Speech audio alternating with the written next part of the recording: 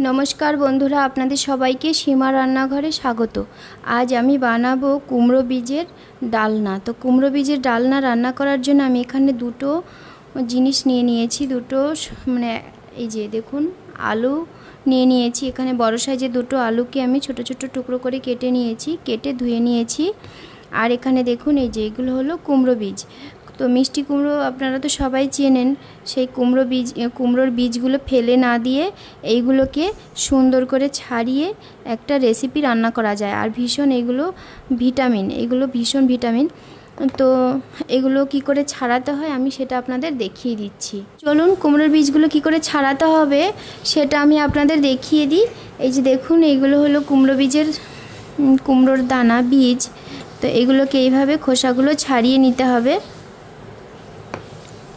ছাড়িয়ে এই যে বাটিতে নিতে হবে।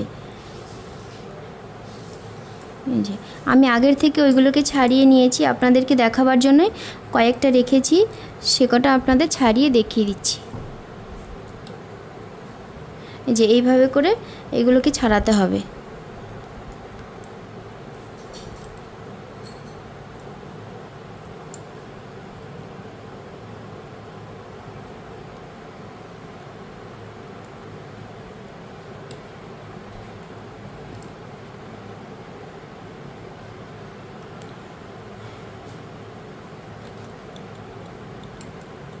এই যে দেখুন আমি কুমড়োর বীজগুলো ছাড়ানোটা দেখিয়ে দিয়েছি।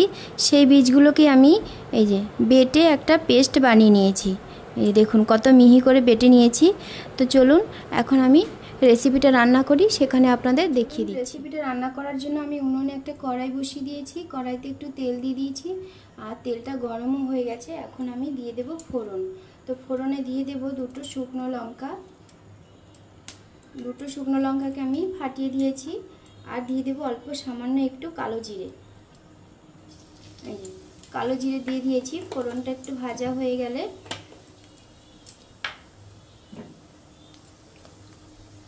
দিয়ে দেবো আমি আলুটা। তো দেখুন ফোড়নটা ভাজা হয়ে গেছে। এখন আমি দিয়ে দেবো এই যে কেটে রেখেছিলাম আলু। এই যে আলুটাকে দিয়ে দেবো। আলুটাকে দিয়ে আমি একটু লাল লাল করে ভেজে নেব। এবার এটাকে ভালো করে লাল লাল করে ভেজে কষিয়ে নেব। আমি দিয়ে দেব নুন। নুনটা স্বাদ মতো দিতে হবে। খুব বেশি নুন দেবো না, কারণ ঝোল বেশি রাখবো না, তাই নুনটা খুব বেশি দেবো না। আর দিয়ে দেব পরিমাণ মতো হলুদ গুঁড়ো।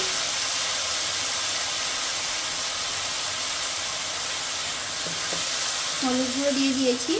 এখন আমি কষাবো, একটু নেড়ে চেড়ে কষাবো। আর আমি লঙ্কা দেবো না, কারণ আমি ফোড়নে লঙ্কা দিয়েছি দুটো লঙ্কা। এই দুটো লঙ্কাতেই ঝালটা ঠিক হয়ে যাবে।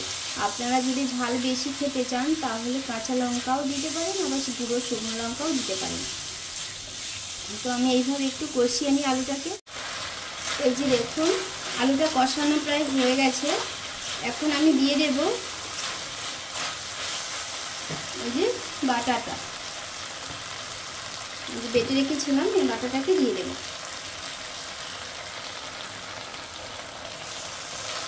দিয়ে একটু নাড়াচাড়া করতে হবে। আর গ্যাসের ফ্লেমটা কমিয়ে দিতে হবে, না হলে কড়াইতে লেগে যাবে।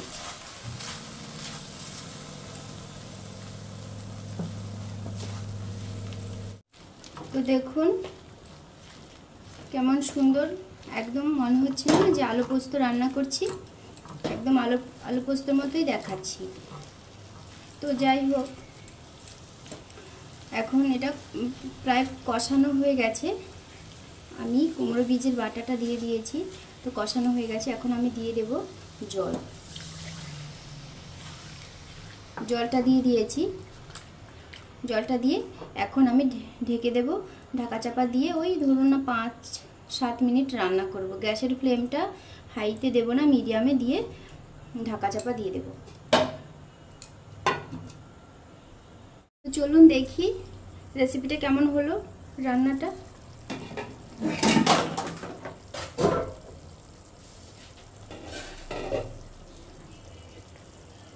এই যে দেখুন কি সুন্দর হয়েছে না। তেলটা একদম উপর দিয়ে কেমন তেল ছেড়েছে, এই দেখুন। রান্নাটা দারুণ হয়েছে দেখতে, দেখেই লোভ লেগে যাচ্ছে।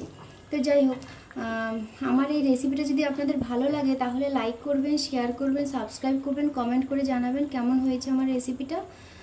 আর আমার চ্যানেলটা যারা নতুন দেখছেন তারা অবশ্যই সাবস্ক্রাইব করবেন, আর পাশে বেল আইকনটি ক্লিক করতে ভুলবেন না, যাতে করে আমি যে প্রতিদিন ভিডিওগুলো ছাড়বো সেই ভিডিওগুলো সবার প্রথমে আপনার কাছে পৌঁছে যায়।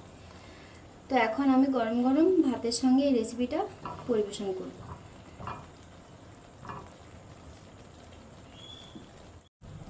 এই যে আমি এখন পরিবেশন করে দিচ্ছি।